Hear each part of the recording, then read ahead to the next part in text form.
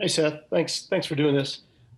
Second period the other night was again problematic for you guys, which is just it's just happened too often to be a coincidence. Is there something that's going on there in that second period where I don't know what it is, but maybe you can explain it to me because I don't have an explanation for it. I don't really either. We play another decent first period, find ourselves in a good game. And then, we give up one and we can't seem to stop the bleeding. And, they score, 3 or 4 pretty quick ones on us and that's the game. So I think we have to understand situational play a little bit better.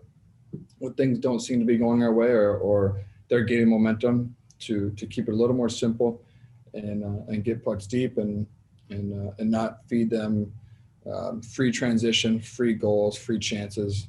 I can see how that adds up, and the crowd gets more involved. They start feeling it a little bit more, and that happens.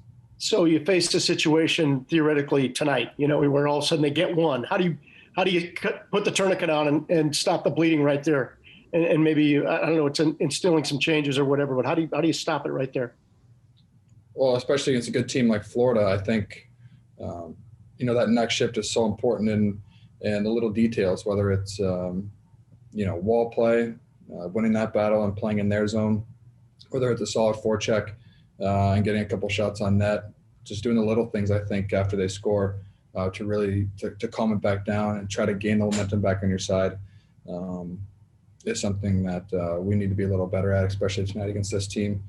Penalties have hurt us a little bit as well, so staying out of the box is going to be key too against this power play. Seth, Bayreuther draws in tonight. There've been a lot of kind of a revolving door back there on the blue line here lately. How much do you try to help guys, especially in their first game with this team in terms of, adjusting to systems and style of play and that type of thing? Well, he's a smart player, Gavin is, and I know he's going to step in and do a great job. I'm sure the coaches and everyone are helping him with the system, whether it's video or any questions he has. Obviously, he can come to any of us anytime and ask certain things. I'm sure we'll be communicating on the bench, and Shazi does a great job of helping guys through each shift, as always. So we have a lot of confidence in him, and I'm sure he's gonna enjoy it tonight. Yeah, what's that bench conversation like? Is that just a very quick, hey, you might want to try being here in this situation or expect this in this situation, that type of thing? Yeah, it's very quick. You can't get too specific on the bench, especially because, the game's happening so fast, and we want the memory to be short. Whether you had a good or bad shift, you still have to go out and do the same thing next shift if it's good and change some things if it's not. So, it's not like you're really critiquing every single shift, especially, I'm not really critiquing other guys' shifts, but, as a coach. And, Shazi does a great job of keeping that balance, of keeping it positive and constructive at the same time. Thanks, Seth. Okay, next we'll go to Brian Hedger. Go ahead, Brian.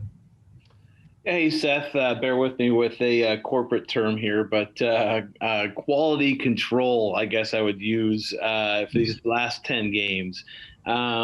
How important is it to keep that level of play up, and how hard is it, I guess I should say, to keep that level of play up when maybe the natural human instinct at this point would be to just play out the string? Well, it shouldn't be hard. I mean, we're professionals, and we have a job to do every time we come to the rink, whether it's practice, games, is to give 100% effort. And so that's what we're really building here.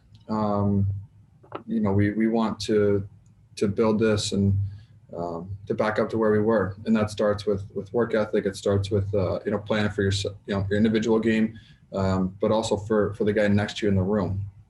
And, it's easy to kind of get down a bad path here, but I think we have enough good guys in the room that it's not going to go there.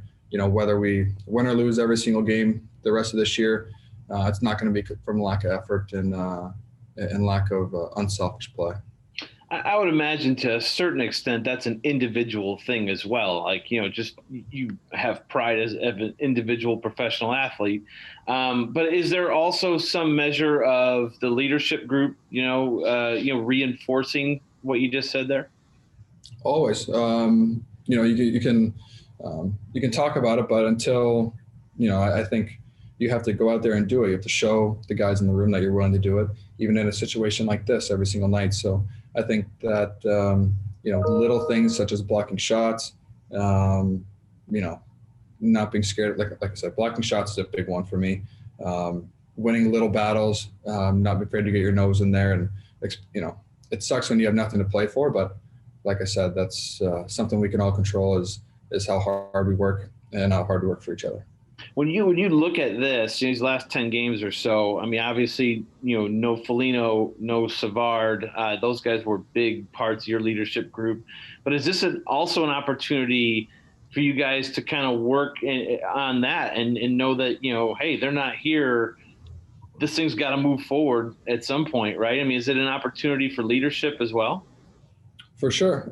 Myself, Cam, some of the older guys, Michael as well has taken a step, I think, and he's been a little more vocal in the locker room with us through this rough patch. So, I think all of us, there's really at this point in the season, there's not much to say in the room. We have to go out there and show that we still care. And, I think it's definitely our job to drag guys along with us. Thanks, Seth.